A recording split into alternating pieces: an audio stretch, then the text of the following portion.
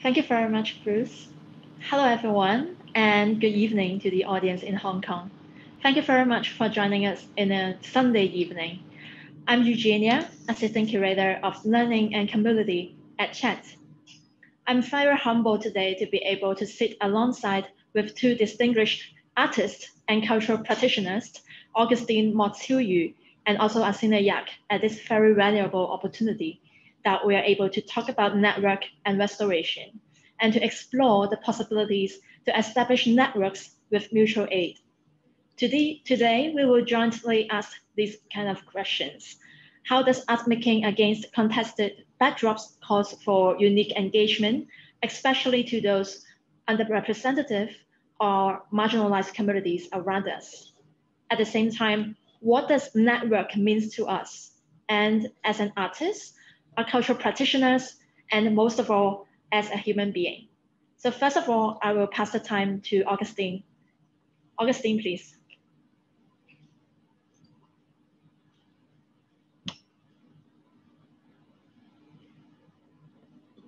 Mr. Mock, please unmute yourself.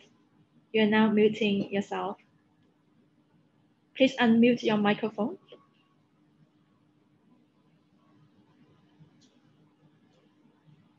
Sorry, Mr. Mock, please unmute your microphone. Okay. Yeah. Okay. Oh, yeah. Sure. Yeah. Okay. Oh, what's happening? This is not the first slide. Anyway, let me find it. This is what I want to share. Oh, not this one yet. Okay, this is the right one. Do you see it now? Am I sharing my slide? Hello? Not yet. Not yet. Ah. Okay, I wonder what's happening. Oh dear, what is this I want to share? Is this? Okay, Augustine, maybe we can share it for you.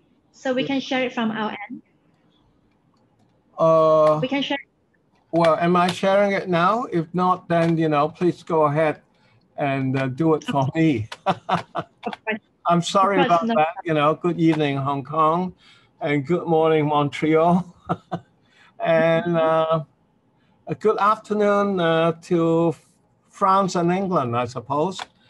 Anyway, so my topic is networks and restorations, right?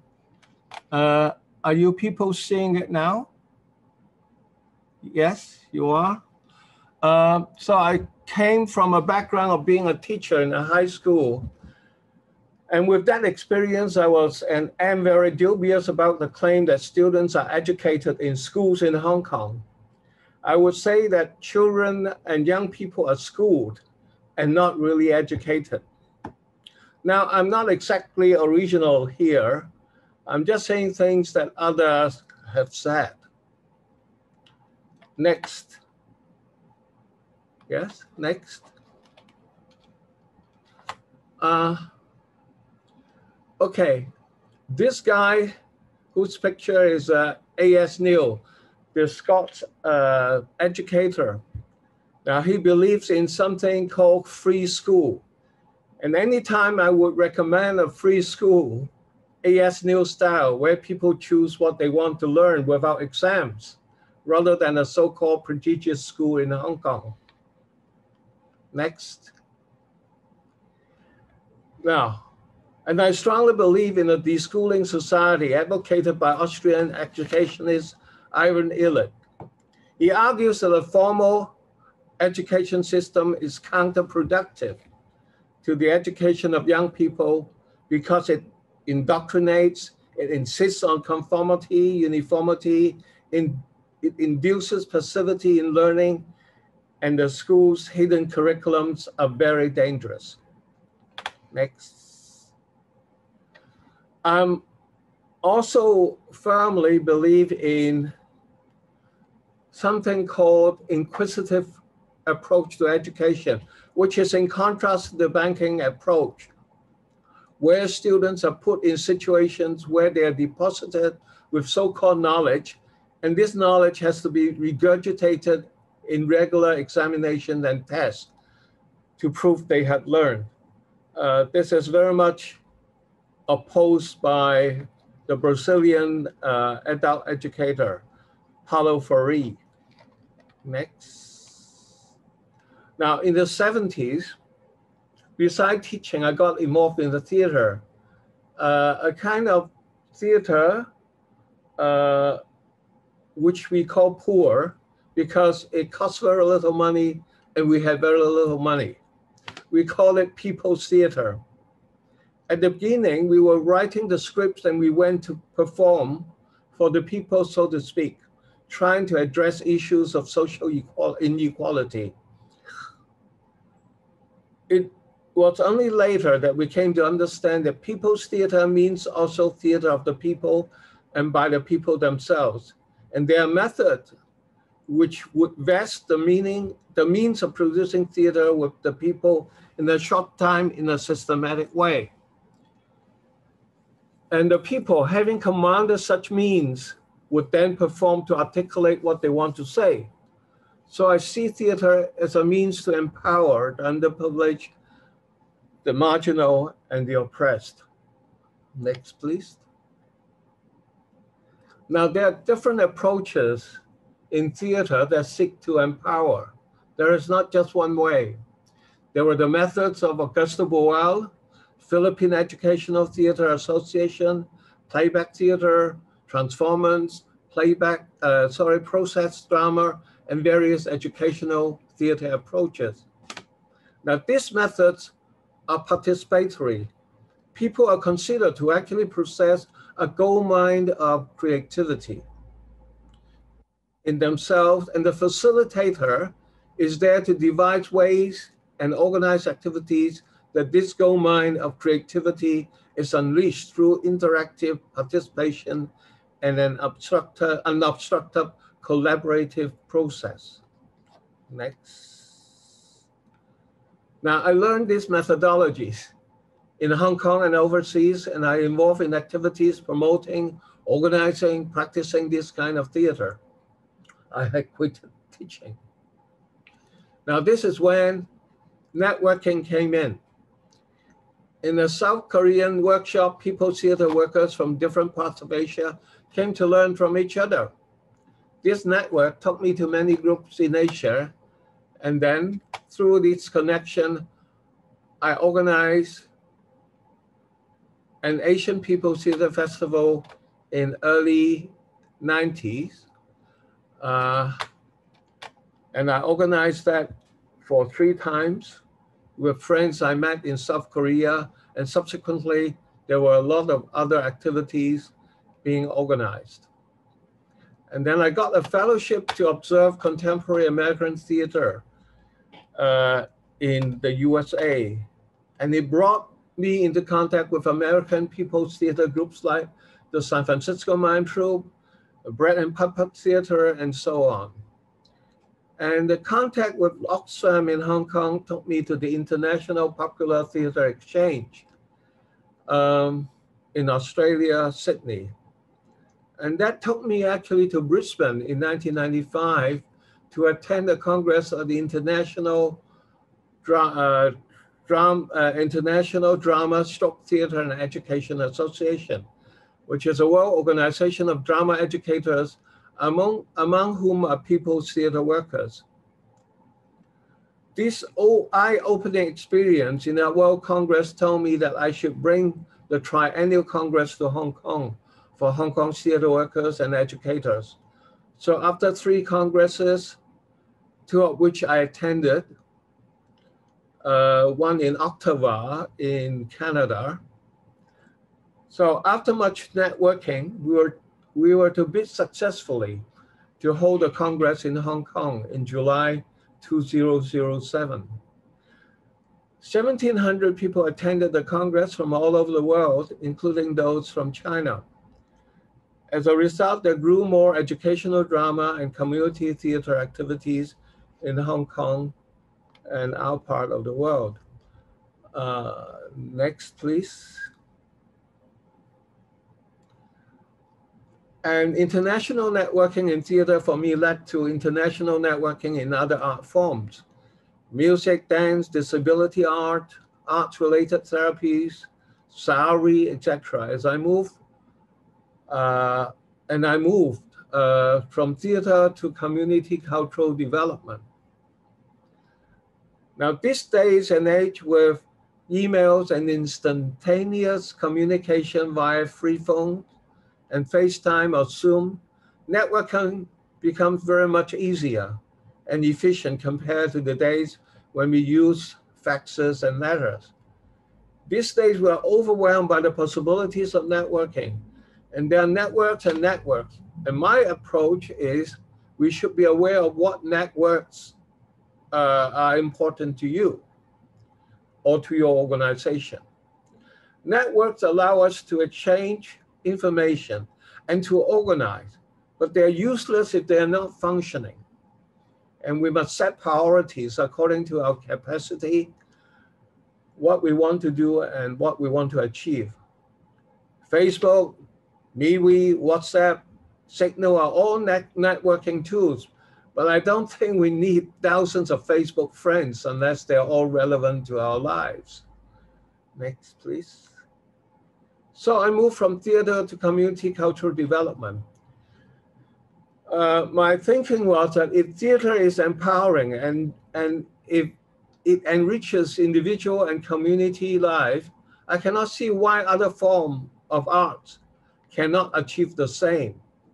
And so my mates and I set up the Center for Community Cultural Development in 2004.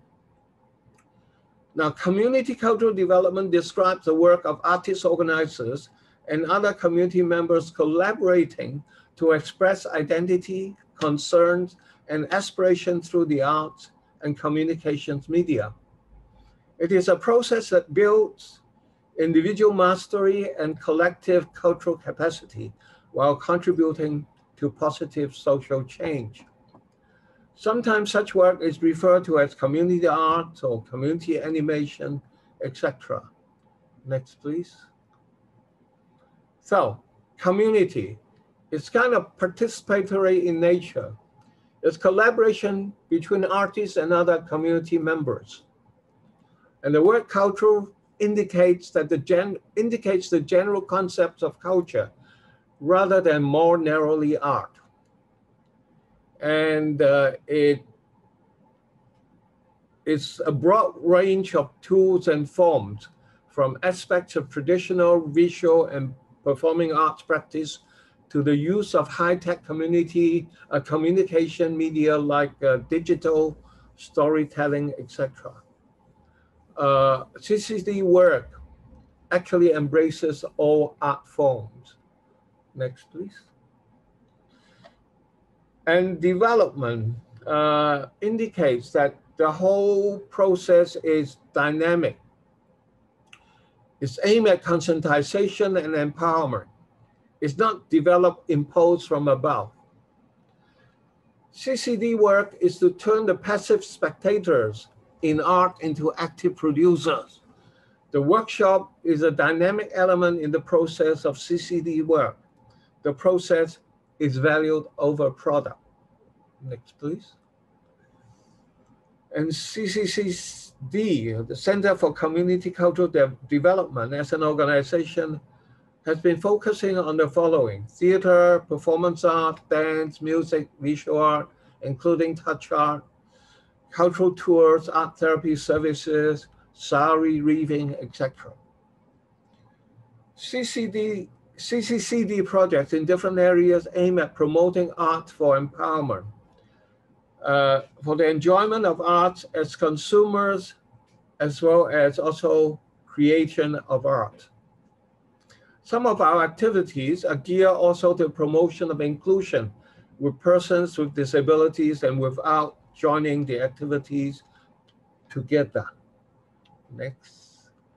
So just to give you some description of some of our activities, we have a Deaf Make Arts program.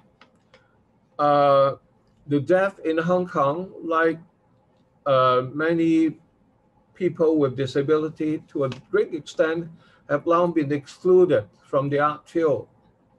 However, their creativity, once unleashed, can bring them, bring us, and bring things new to the art. And at the same time, empower them and allow them to move towards self-actualization. So while promoting deaf art, we also are promoting inclusion. And this Deaf Make Arts program tries to get the deaf interested in different art forms and develop their talent through hands-on exercise, classes, and seminars. Next, please. So in this program, we ran regular sessions on film production for the deaf. Next, please. We have also regular session on script writing and development. We have regular sessions on film appreciation. Next. And we engaged deaf theater artists, Edward Chen and Edwin Chen, to run regular session on theater and acting for films. Next, please. And we had Jason Wong, well-known well-known deaf dancer in Hong Kong, to facilitate regular sessions on dance for the deaf. Next, please. And then we have a touch art program. We started to run the Touch Art Festival in 2013, and it has been organized annually. Is to create a new imagination on creation and appreciation towards art by using, focusing another sense other than vision. And participants are not limited to the blind or people with visual impairment. We have sighted artists and the general public as well. Next, please. Yeah, this touch, we have this touch art, not just as a festival. We have a whole program, a year-long project with core members, and we also run the first touch art gallery in Hong Kong at the Jockey Club Creative Arts Center. And also coming up is the 7th Touch Art Festival at the Vessel, one of the exhibition venues in Hong Kong in June 2021. Next, please. So this is the inside and outside of our touch art space. Next. And we run public workshops for persons with visual impairment. And they would be using different materials to create artworks that were to be touched. Next. Next, please. We have been running a deaf film festival. And these deaf films actually promote sign language and deaf culture. This film tells stories of the deaf, and they are created by deaf people. And we do not see being deaf a disability. We affirm that deaf people actually have their own language, culture, and history. Next. So we have just celebrated the 10th festival last year. We had 7 screenings. We organized also at the same time, next, the 2nd International Deaf Film Conference. Now we're doing that, of course, online because of COVID-19. We are proud to say that we have invited many deaf scholars and deaf filmmakers to join us online. Next, please. Yeah, as I said, we organized this first online festival and conference, and you could see that we had a simultaneous interpretation from sign language into spoken language, and also different sign languages from BSL to ASL, from ASL to spoken languages, and so on. Yes, next, please. We promote inclusive dance. We believe that everyone can dance. We have a troupe with 40 members. And again, affected by COVID-19, we did some of the activities online.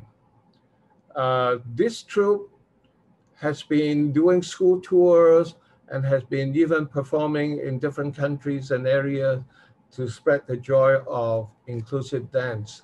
Next. Now, we use this approach of inclusive dance called danceability.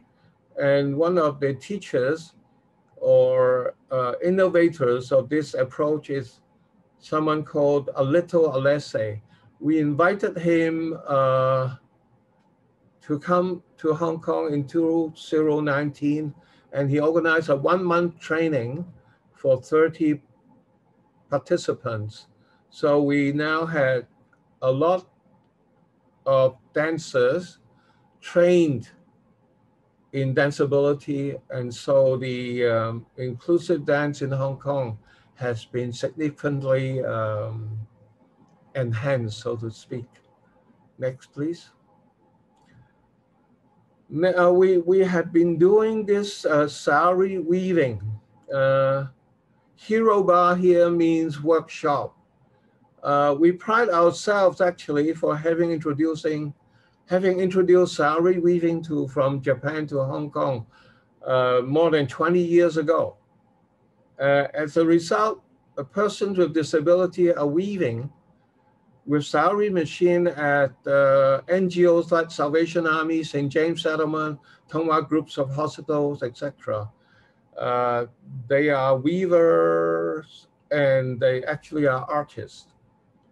Meanwhile, our organization has also promoted the art among the Kaifongs and residents in the Sam Shui Po area. This is where our headquarters is based.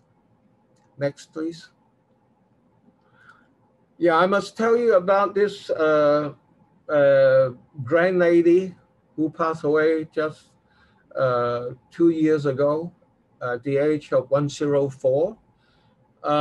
He developed this approach of weaving, and she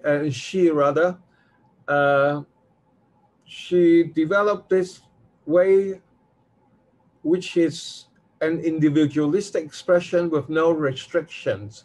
And people from 3 years old to above 80 years old, they can weave. And they shall we say, they weave spontaneously. And so you never make any mistake. There's never a mistake in sari weaving. So this grand lady said, in sari, it is important to note the difference between people and machine. It is important that sari weaver has an adventurous spirit. It's important that the weaver should keep his or her curiosity, his or her childlike mind and bright observing eyes. It's also a process of co-learning. There is no distinction between teachers and students in sari weaving. Next. Okay, so we have been running this workshop, and we have exhibition, talks, fashion shows, and so on. And in the year 2020 to 2021 to 22, The Social Welfare Department is supporting an 18-month long project that would allow many to explore sari weaving.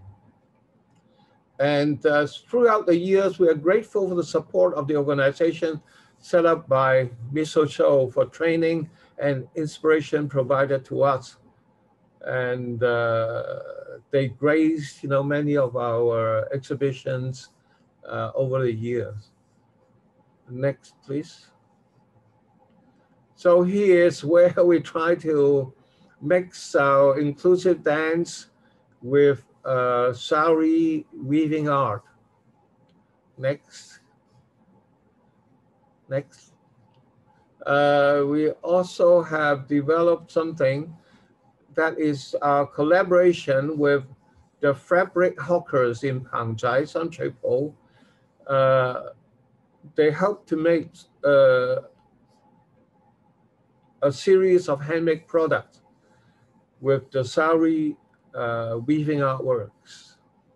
Yes, we also do a publication that tells you about the history of sari, and we also publish postcards of sari. These artworks were placed at different famous buildings and streets of Sanchepo, and we turn them into postcards. Next. While we do a lot of other activities, like, right now we are running a Art for Resilience program, and we work with many NGOs. We send to them art therapists and community cultural development workers to do various things, various art forms. Normally 1.5 hour session for each session for just members of this organization. It is an attempt actually to build and provide resilience for the participants in the communities. Okay, the last thing I want to tell you about is this community music. We have been doing community music in Hong Kong for more than a decade. And community music means people taking part, making their own music, and writing and creating their own songs. In 2020, CCCD organized Hong Kong's first community music conference for the Asia Pacific Community Music Network.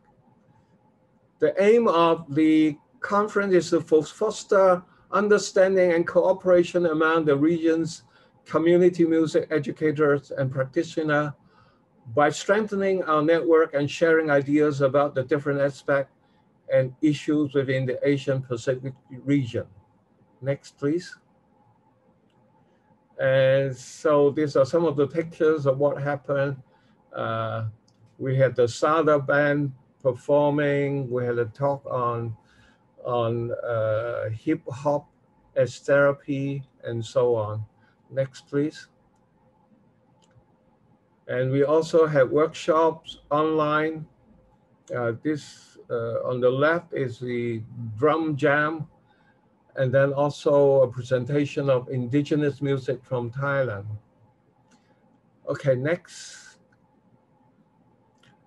Now, just now you might have seen his face, who happened, Mr. Makoto-san. He happens to be taking part in this seminar as well. Anyway, I will tell you about the philosophy of community music of Mr. Makoto-san.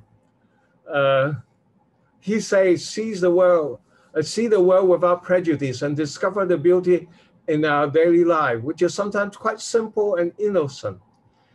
That's the aesthetics of community music. So first, about mistake. Makoto-san says, creation is an adventure to somewhere unfamiliar. Mistakes and misunderstandings often play an important role for my creative process.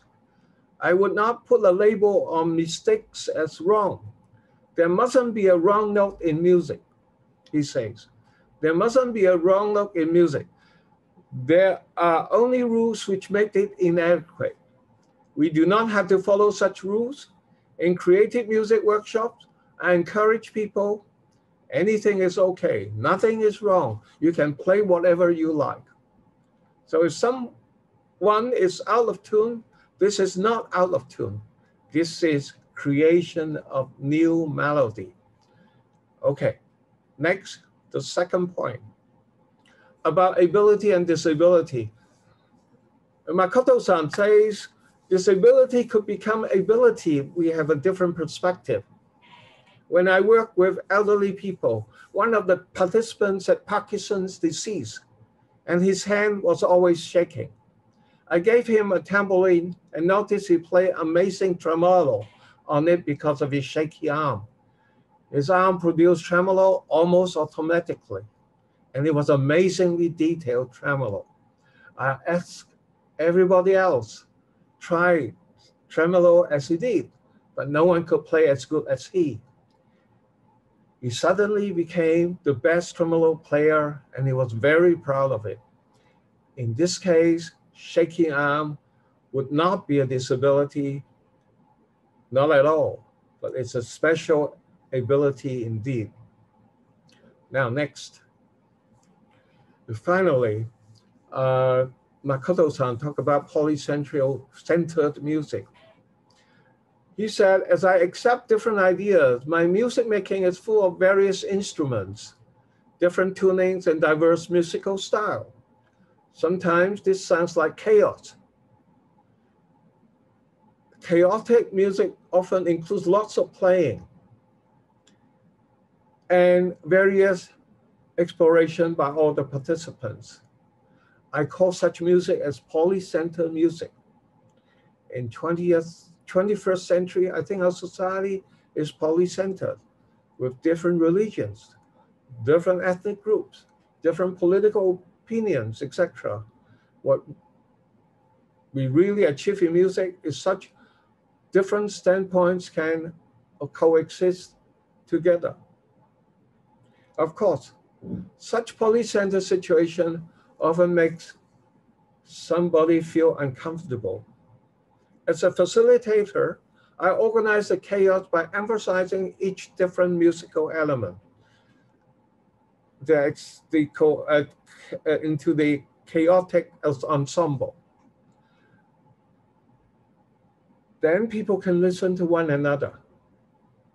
If we understand one another, there's no longer chaos, but organized polycentered community. And these were the three main points made by community musician from Japan, Makoto-san. And next is, thank you. Right, that's my presentation. Thank you, Eugenia. Thank you very much, Augustine. It is so amazing to see such a wide range of activities and art form that you yourself and also CCCD has been developing in the past decades. And I particularly be very impressed and touched by the way that you said ability and disability is actually not something that is polarized or contrasting to itself. In a way that actually they are mutually exist and actually they can also complementing each other in a certain extent. So thank you very much for your sharing. So now, without further ado, I would like to pass the time to Asinnajaq, that she's going to share something that is completely in a different context from Montreal and also from an Indigenous point of view. How does community and network means in an international context? Asinnajaq, please. Hi, thank you for having me. I will share my screen.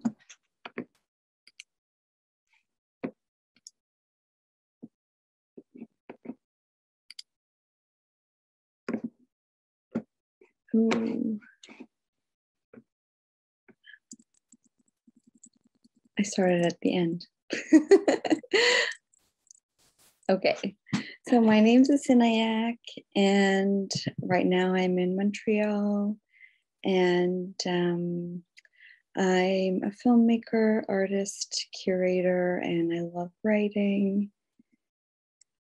Just in case you weren't sure where I was coming from, so I'm Inuit, and Inuit live in Russia, in Alaska, in northern Canada, and in Greenland.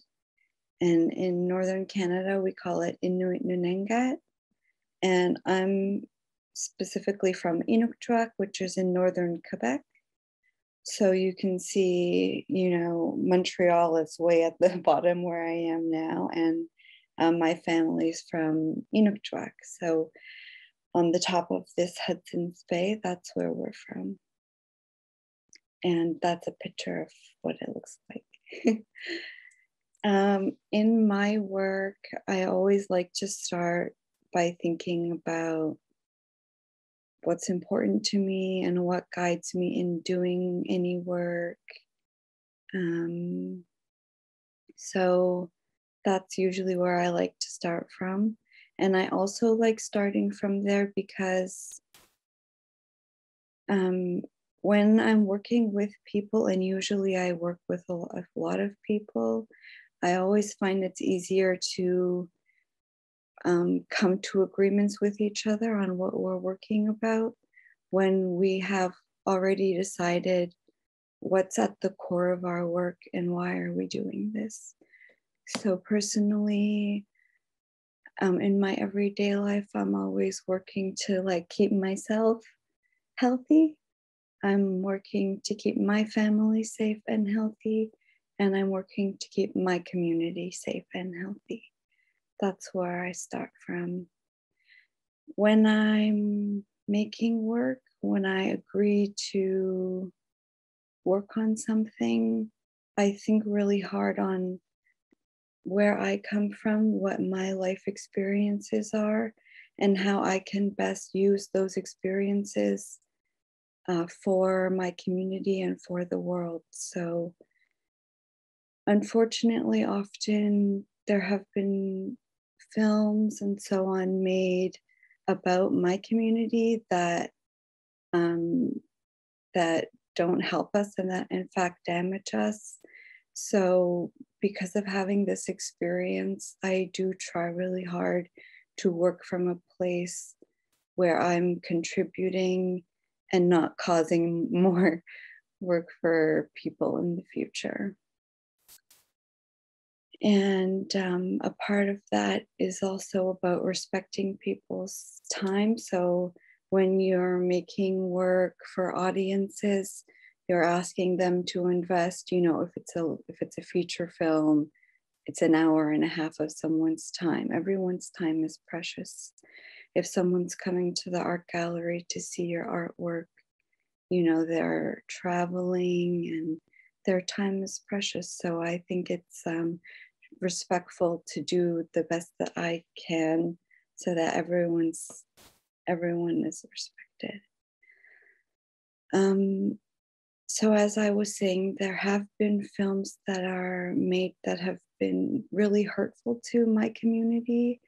And as a result of one of these instances, my friend Stefan Puskas and I started a film festival in downtown Montreal. And it was free to the public. And our idea was just people in Montreal don't know that we have so many amazing Inuit filmmakers that you can come directly to us and hear our experience of life. And so we wanted to bring those voices directly to the people of Montreal. So we started this festival, Tilitarnit, and it was a very wonderful experience, and it was very empowering for me. part of what we did when we started, it was really focused on films, but we thought about who are we and how do we really like be honest about who we are and how would we do it, not thinking about how all the film festivals we go to do it, but how would we do it as Inuit. So we made this plan where we had started with food, then we played games, we had a musical performance, and then we shared films. And that's how we felt is the best way to represent ourselves and the best way to invite people in to share our space. Food is so important. We love our country food, and it's also the best way to get Montreal Inuit out to come celebrate with us is to have food from our homeland. So fish and seal and all of that good stuff. And one of my favorite things about where I come from is like at Christmas time, for example, for 2 whole weeks, we play games all day long. We have a local radio station. There's games happening on the radio when you turn it on. You like look outside and on the ice, people are playing games outside during the day. And then at night, we all go to the community hall and play games together inside. So the games are such an important part, I think, of how I feel when I belong in my community. That's a way we spend time together. So we also brought that to our film festival. And here's a performance, so throat singing. It's one of our most precious pieces of cultural heritage. Yeah, it is very sometimes hard. Sometimes it gets really down to be from an ethnic minority in the city. But when we create space together and celebrate with each other, it helps us to feel proud. And it's really important because sometimes on ourselves, we can have a negative thought process all day. And when we take a time to celebrate who we are, then it helps get us out of that negative place. And I also think that the best way, I think it is important to take time to help people get an understanding of who we are, because one of the reasons I think people can treat us poorly is because they have no idea, and people are afraid of what they don't understand and what they don't know. So just letting people in a little bit is also, it's educational, but I think it also is a part of making us safe, is letting people in a little bit. And another thing that's important to me is our community, our elders, our parents, our youth and teenagers and children. So we have to find ways to let as many generations in as possible. So one of the things I did was an interior art gallery. We made the space just for children to have a space to draw. One of the earlier slides was we did a storytelling. So people were invited to come. We hung out, we did drawing, and we had a storyteller come and share stories. So we did lots of, before COVID, we did lots of nice things together. And yeah, that's important to me. So another thing that we did, especially thinking about children, was this installation of dolls. And my great aunt made these dolls, and they're installed so that they have easy access for young children to see them. And honestly, it was one of the most heartwarming things that I've got to do, because I would see kids in the day walking by, pulling their parents back so they could stay longer to look at the dolls. It was very special. So another, I'm gonna have some water.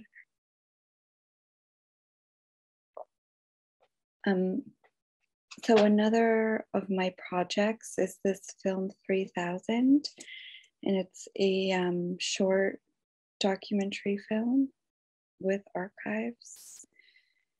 And I also think of this as a great process of respect and care, starting by really I'm really nerdy and go really deep into the research, because I want to feel confident in what I'm sharing, and I want to respect the materials and what I'm speaking about. And so it takes research, it takes listening, and it takes a lot of thought before acting and completing the project. One hard thing that I learned in this process, because I went through archives and I made a film that's the majority of it, about 10 minutes of this short film, 14 minutes, is archives.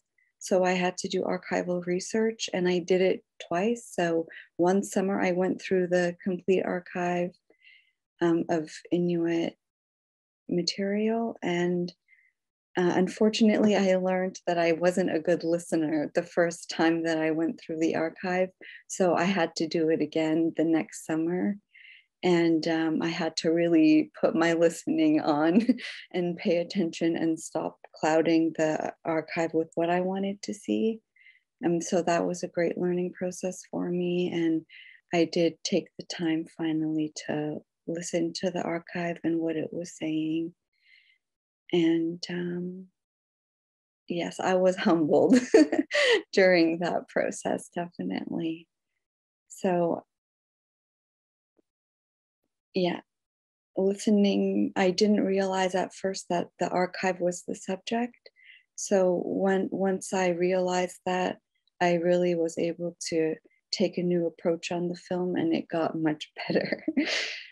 And I also think, when you're making artwork, you think about who your audience is, and depending on your audience, you choose to include language, or you choose to exclude things. Like, you don't want to make artwork didactic, and when you know your audience, it helps you be able to form it. And one thing that is hard but is necessary is having a trust in the audience that allows you to make a work that can maybe be a bit more ambiguous, but you trust your artwork in the hands of the audience, and that they'll make it meaningful in ways that mean something to them, of course. And in taking a lot of time and thinking in my process of filmmaking, I also think it's having a respect, like I spoke about earlier, for the audience, who are going to take time to listen to me and my voice and my perspective. So in the film, it does talk about colonization and some topics that are pretty difficult, but they're absolutely important to speak about. And I think that speaking about things that are difficult is an important thing for us to do in our lives, so that we can always learn from them and grow from them, and hopefully make less hardships for people in the future.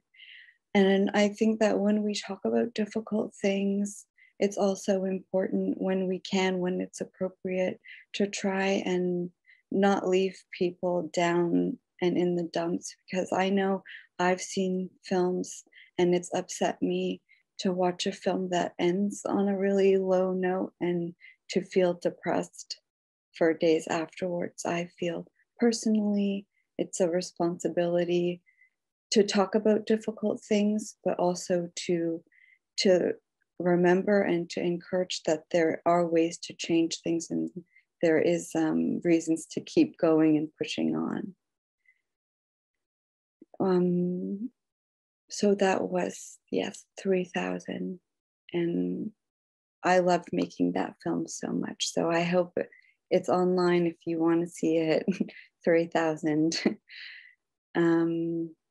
So here I had the opportunity and was very lucky to work with Isuma collective of a team of Inuit filmmakers from Iqlulik, Nunavut, And they were selected to represent Canada at the Venice Biennale in 2019.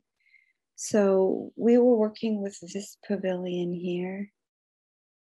It's called the Pavilion of Light, and it was really difficult to think of. We are showing a film work, right?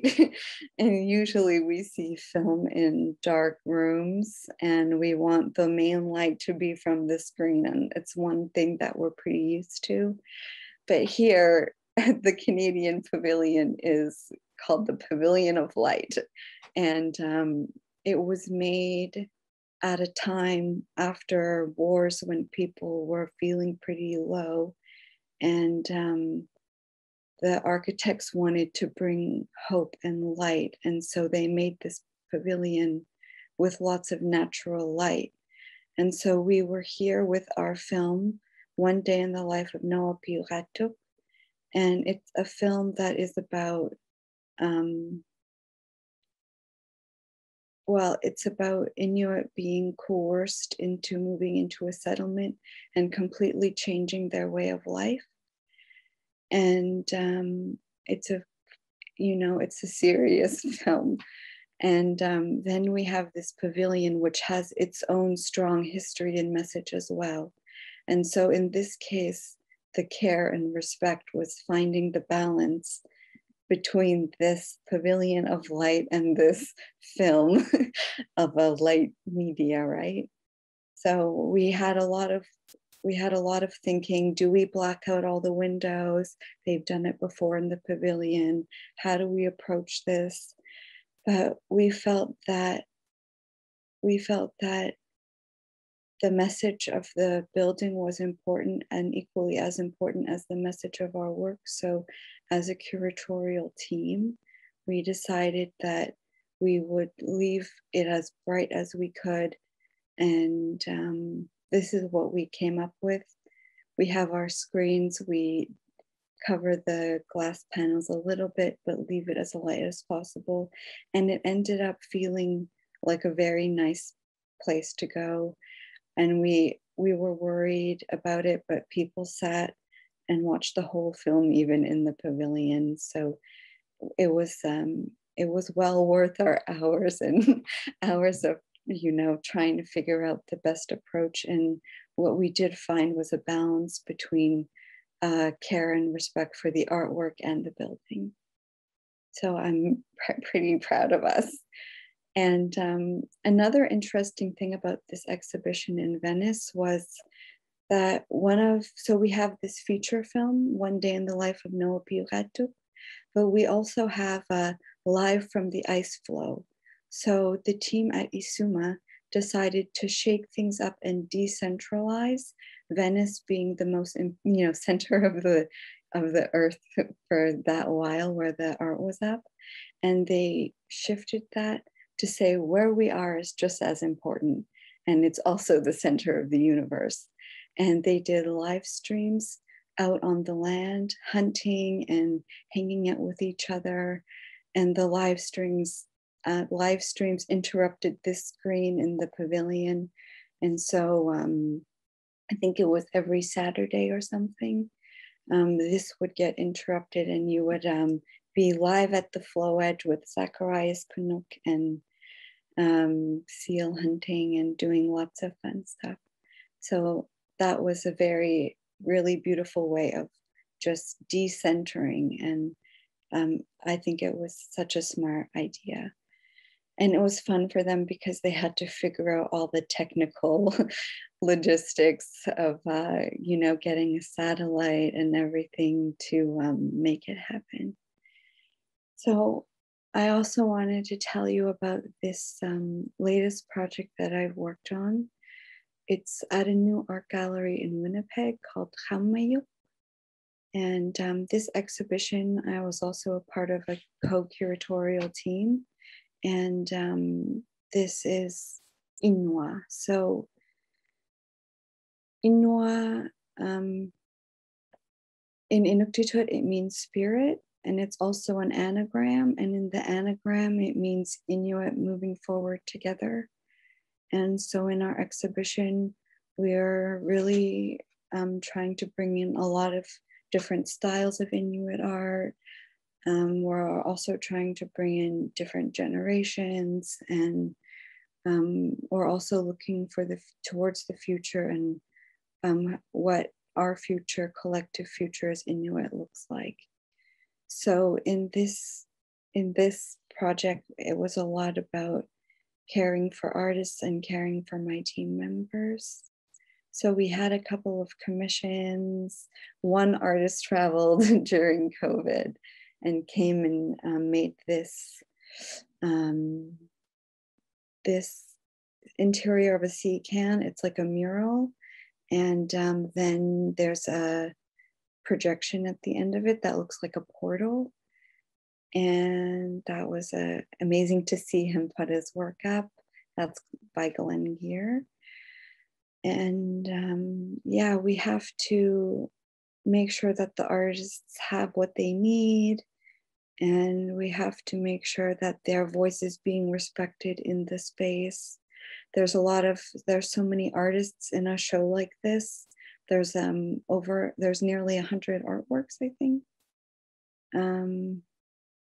And so many artists, and we have to make sure that they each have their space to say their piece, and that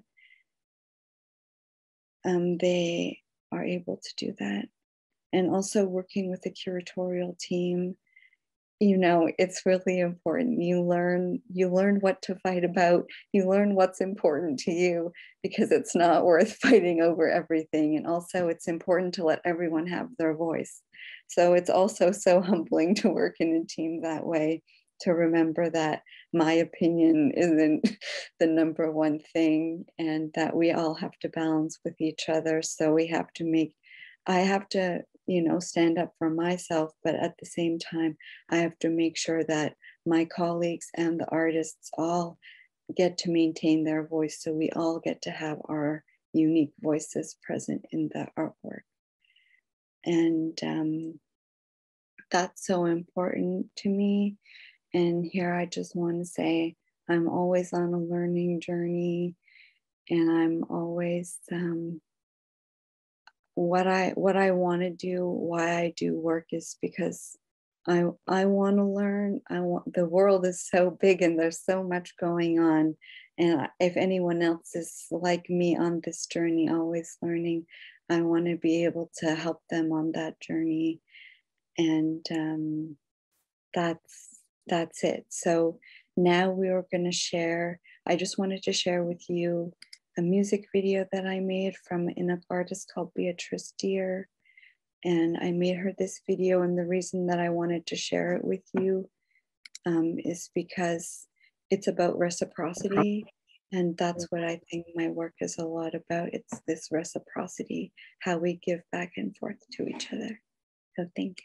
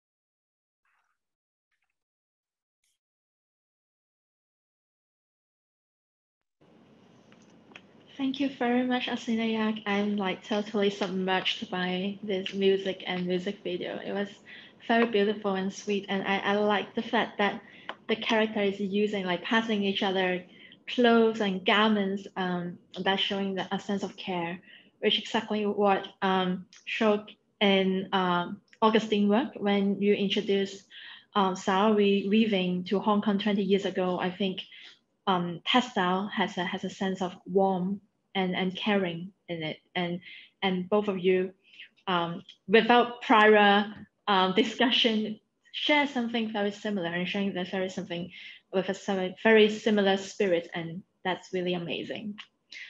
So before I turn to the questions on the floor, I actually have some questions that I would like to ask both of you. But I'm really touched on Asinnajaq, you just shared about the way that when you organize some community events, you start with food sharing and games, when that's something that is the most basic elements that everyone can enjoy in their daily lives. And because everyone can be sometimes very scared and intimidated by something that they're not very used to and something that they don't understand.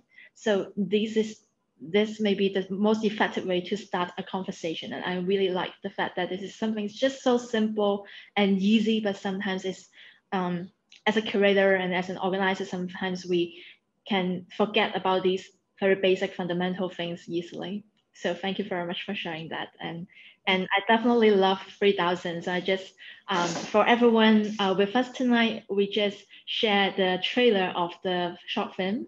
So this film is completely available online. So I strongly recommend everyone to take a look at the video. It's very beautiful with a lot of research and historical archives and footages, but at the same time, there's an amazing animation in it. So there's like a looking forward to the future and hope in it. So it's amazing. Okay, so my very first question actually is to the both of you, because you guys, among all these different art elements and medium, I would like to know more about how do you select your art medium to connect with your community? Because I understand that in community art and just community building, sometimes it requires a lot of trust in it, and it definitely is a time-consuming process. You need to build a very long relationship. So especially to Augustine, for example, in CCCD, you have so many different art forms, such a very diverse range of activities that you have been introducing to the Hong Kong audience. How did you find the suitable art form to connect with your specific communities? And also to Asinnajaq, among all these art forms, why do you select filmmaking or digital medium as the medium to connect with your communities?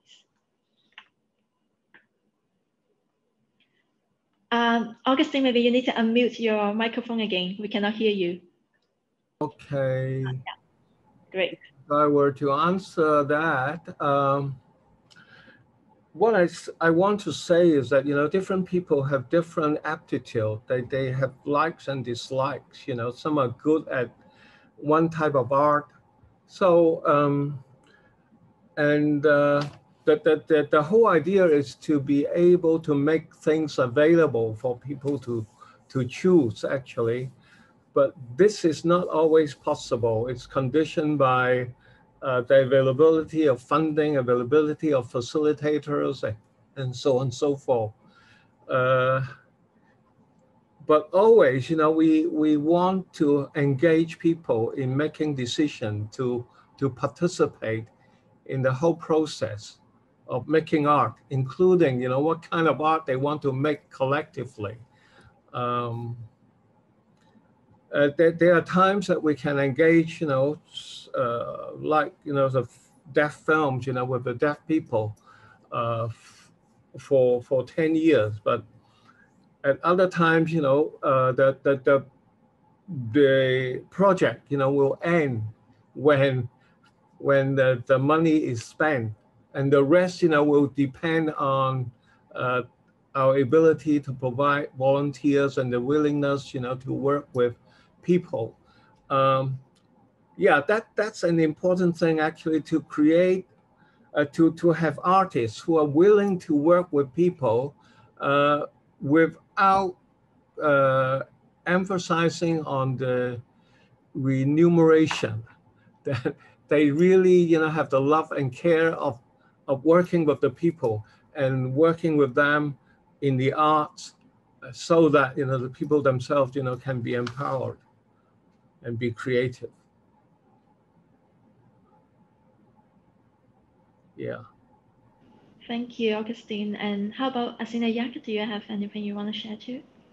Sure. Well, when it comes to film, like I don't always work in film, and I think that different ideas need different ways of being expressed.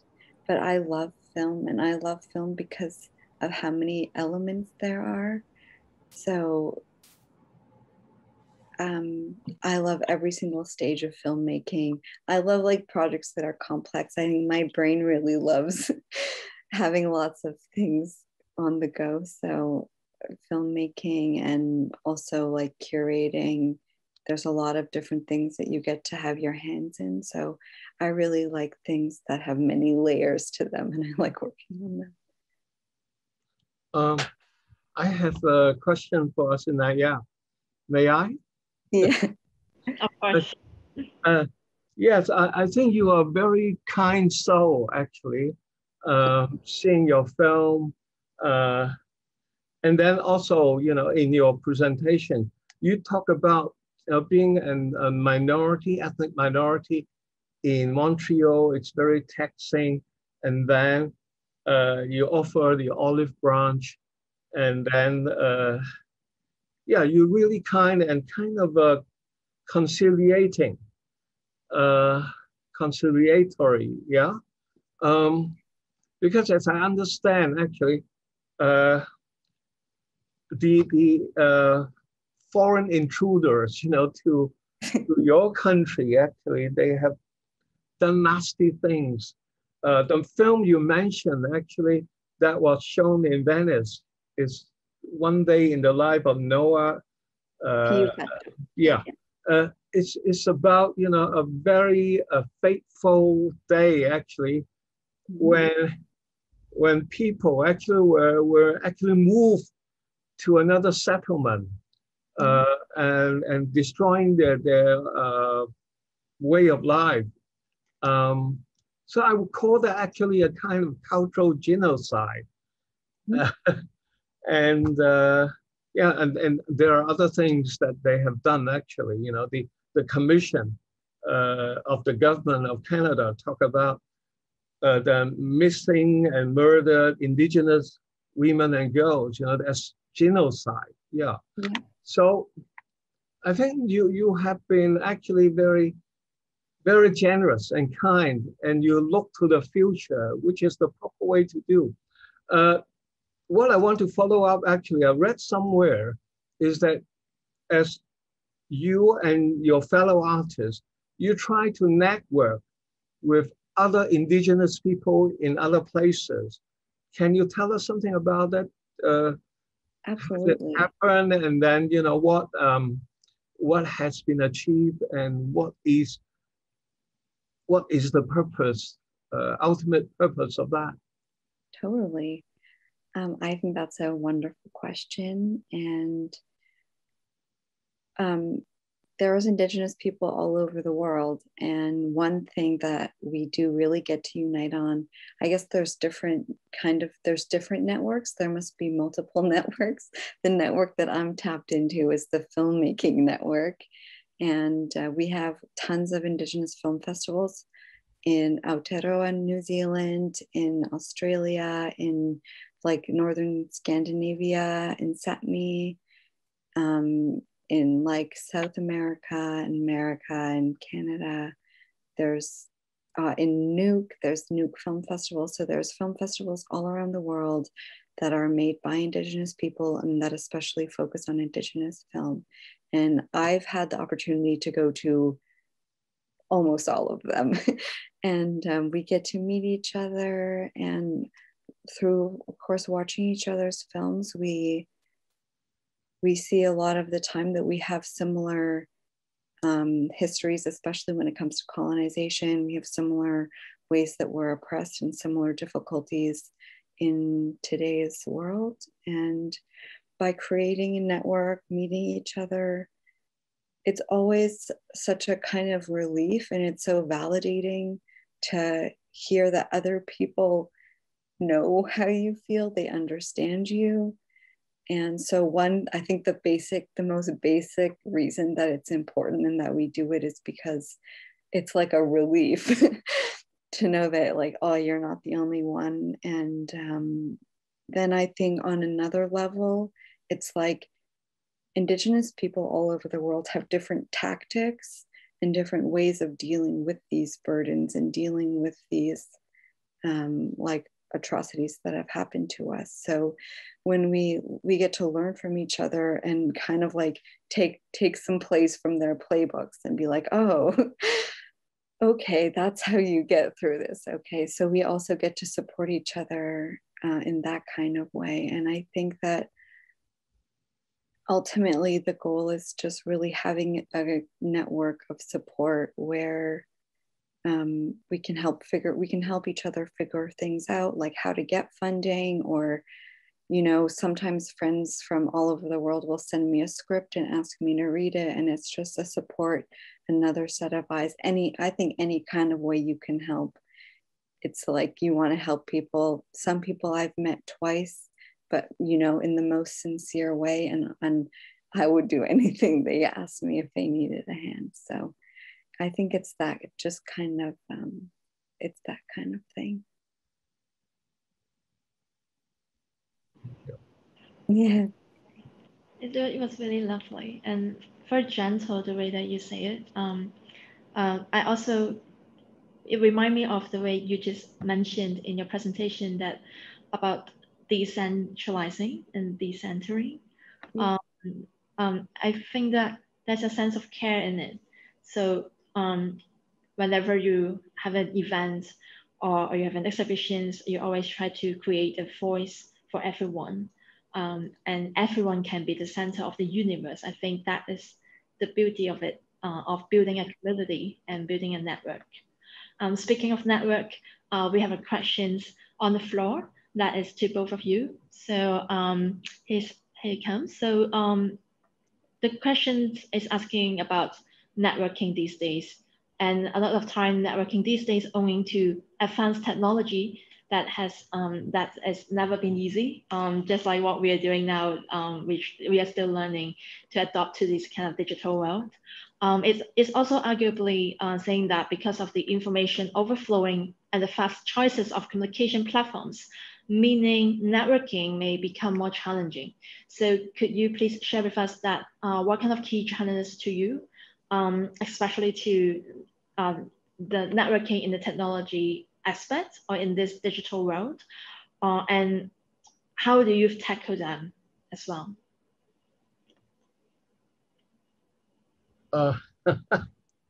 Yeah, that's the question I raised also. Yeah, my answer was actually very briefly is that you have to be aware of your own capacity, how much time you have, and what you want to do, what's your objective of networking.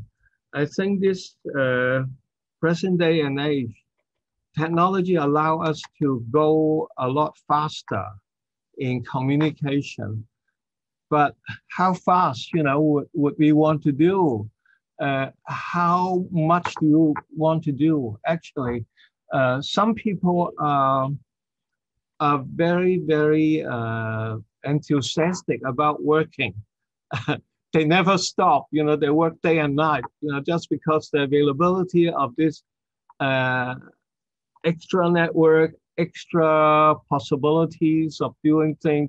And remember that we convince ourselves that what we do are good or what we do with, you know, the community is good. So sometimes we don't hesitate to network, to try to build this and that and so on.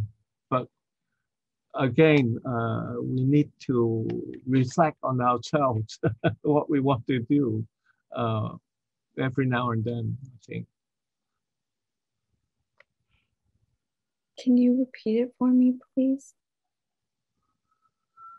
Is it in the chat? So the question is about the challenges you have been experiencing, no matter it is in your entire artistic career in terms of connecting and networking, or specifically to this very moment when everything has to heavily rely on technology. Yeah. Do you find any difficulties and challenges in terms of networking in this kind of aspect and environment? Totally.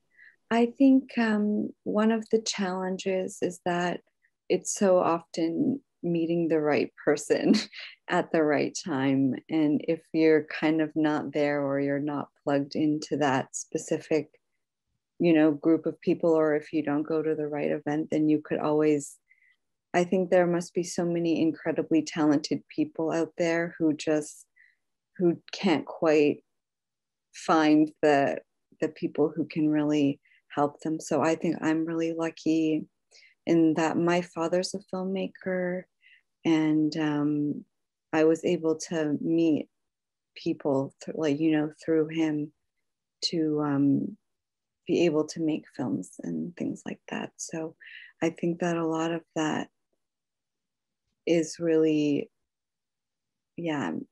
right place, right time, right people.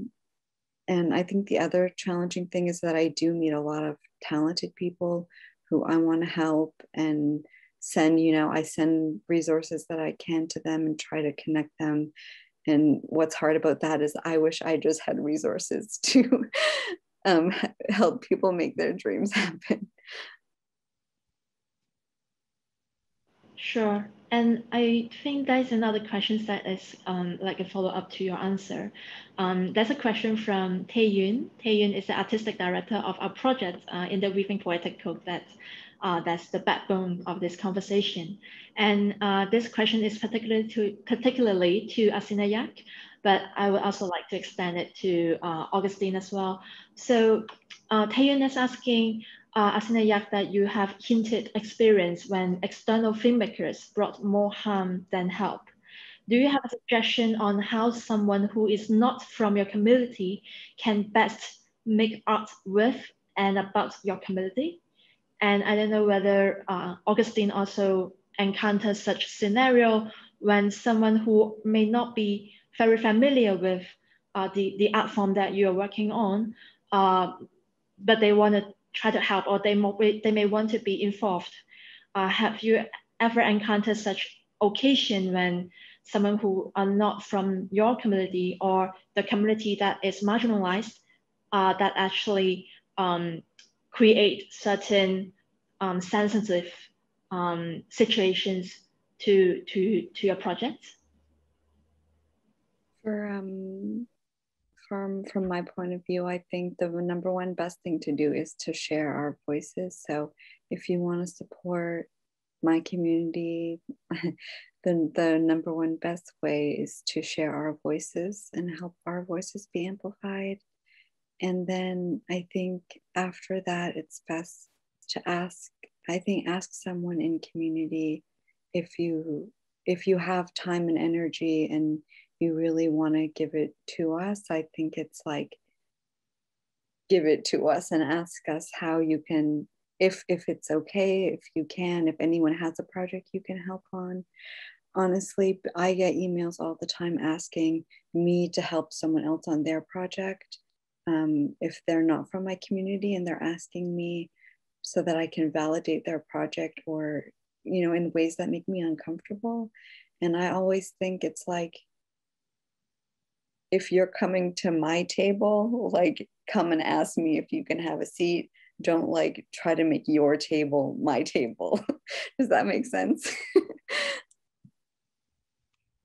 I think for me, the important thing actually is for any artist, wanting to work with community, actually it's to understand the community. Like when you are invited to do a workshop, say with a group of people, well, let's say, you go to the countryside and work with peasants. The idea is that you actually, find out who they are, what they need, and various things about the community before you actually jump in to work with them. Besides, of course, your own training, your own mentality, you should be aware that you don't go there as an artist just to tell everyone what to do, what is good community art. But actually, you need to be humble and to be prepared to learn from the community that you work with. Yeah. So true. It is so provoking. Definitely, this is something that sometimes we so easily forgotten about being humble and being one of the community that we should not, especially in times of communication with different communities. A lot of time, it's very easily that as an organizer, it's like a top-down approach, but actually we should be more humble and we should always appreciate each other. Last but not least, I would also like to share one last question from the floor. So we have a question from Kat asking both of the panelists, did you have any tension between social values and artistic values in community art projects? Do you find that the art practices focusing on artistic excellence legitimate to compete public resource with community art practices? And in what way we can make a balance on this?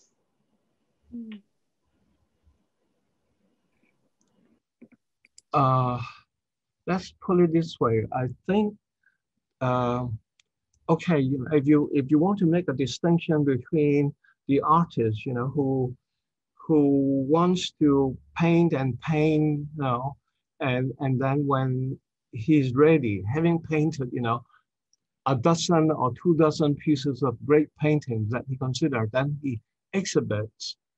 That's fine. A society should allow this kind of artists. And I think society should provide, resources for this kind of artists as well. And of course, sometimes the artists themselves can sell their goods and they can sell their paintings, and then in this way, they get the resources. On the other hand, I think there should be also at the same time availability of resources, for people to do community artwork, and also there should be the space for existence of community artists who devote themselves to work with the people, using art as means for the community to express themselves and actually to achieve a lot of other things. It could be entertainment, it could be just a voice, and so on and so forth. So there should be this kind of resources, actually. But of course, a community itself can often provide resources in many different ways. It's not necessarily money. When you have people and if there is enthusiasm, they can create, tremendous work. And this work can be very, very excellent and beautiful.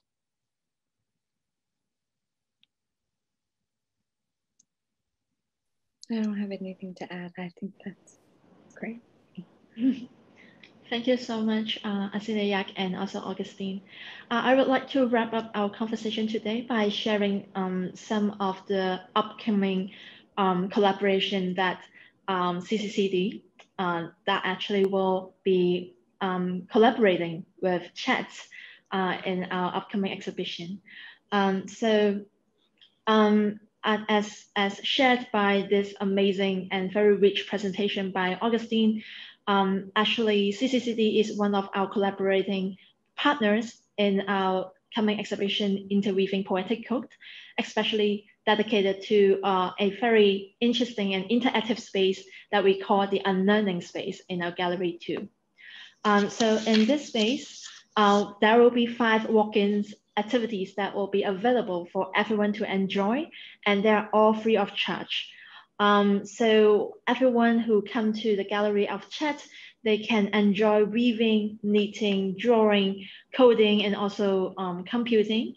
And we are very happy that we can collaborate with CCCD, that they have lent us this beautiful sari loom that Augustine brought to Hong Kong 20 years ago. So whenever people, they come to us, they can, of course, take a look at how it's made by our facilitator, but at the same time, they can have a hands-on experience on it. And the beauty of sari weaving is that it is for everyone. There's nothing as a false or wrong product. Just as what Asinnajaq mentioned, everyone have a voice, and everyone has a voice in sari weaving. So just more beautiful images that I'm showing you, that everyone, and from every walks of life, different ages, different community background, and social status, they can all enjoy it. Last but not least, I would like to share one quote to all of you by Dr. Leanne Simpson. She's a scholar, writer, musician from Canada, and also she's also a specialist who writes a lot of beautiful publication on Indigenous culture. She said, strong communities are born out of individuals being their best selves. And I think Asinnajaq and also Augustine are some of the most exceptional examples that these individuals are doing their best selves to create and establish these kind of strong communities and network that everyone can enjoy through art and also through different kinds of culture. And I hope that this conversation can be just a starting point of this networking, and everyone can still continue this conversation on how to create a mutually aid network moving forward. Thank you so much. And I really want to thank you, Asinnajaq and Augustine, for your valuable time tonight. And I hope can see you guys face to face very soon. Thank you.